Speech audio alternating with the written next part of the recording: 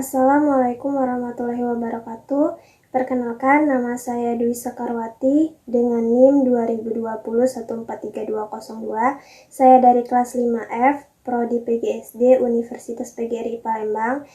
Saya di sini akan menjelaskan sedikit tentang materi konsep dasar, program bimbingan dan konseling di sekolah dasar yang meliputi pengertian dan tujuan program BK di sekolah dasar. Yang kedua, layanan bimbingan dan konseling di sekolah dasar. Dan yang ketiga, dan yang terakhir, yang ketiga, yaitu peranan guru kelas dalam kegiatan BK di sekolah dasar.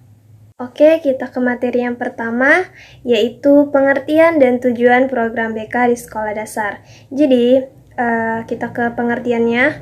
Pengertian BK di sekolah dasar yaitu bimbingan dan konseling di sekolah dasar adalah suatu bentuk penerapan bimbingan dan konseling di sekolah dasar atau bimbingan dan konseling untuk anak-anak di sekolah dasar. Selanjutnya, ketujuan bimbingan dan konseling di sekolah dasar.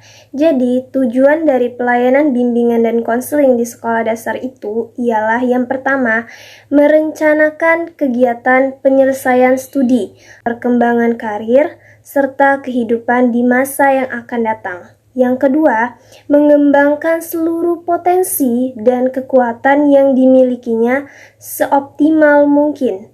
Yang ketiga, menyesuaikan diri dengan lingkungan pendidikan, lingkungan masyarakat, serta lingkungan kerja.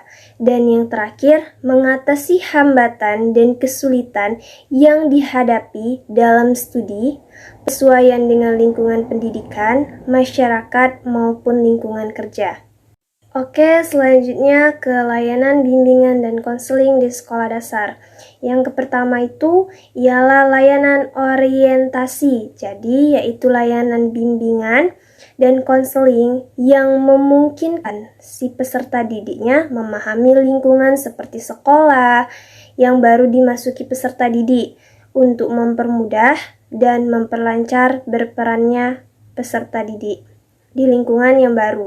Yang kedua, yaitu layanan informasi. Maksud dari layanan informasi itu, dari bimbingan dan konseling itu, yaitu seperti informasi, pendidikan, dan informasi jabatan yang dapat digunakan sebagai bahan pertimbangan dan pengambilan keputusan untuk kepentingan si peserta didik. Yang ketiga, yaitu layanan penempatan dan penyaluran, yaitu layanan bimbingan dan konseling yang memungkinkan si peserta didik itu memperoleh penempatan dan penyaluran yang tepat. Misalnya, penempatan penyaluran di dalam kelas, misal kelas IPA dan IPS seperti itu. Yang keempat, layanan pembelajaran, yaitu layanan bimbingan dan konseling yang memungkinkan si peserta didik mengembangkan individu maupun sebagai pelajar. Yang kelima, layanan konseling perorangan, yaitu layanan bimbingan dan konseling yang memungkinkan si peserta didik mendapatkan layanan secara langsung atau tatap muka. Keenam, layanan bimbingan kelompok, yaitu layanan bimbingan konseling yang memungkinkan sejumlah peserta didik secara bersama-sama melalui dinamika kelompok memperoleh berbagai bahan dari narasumber tertentu. 7. Layanan konseling kelompok, yaitu layanan bimbingan konseling yang memungkinkan si peserta didiknya memperoleh kesempatan untuk pembahasan dan pengentasan permasalahan yang di dalamnya melalui dinamika kelompok.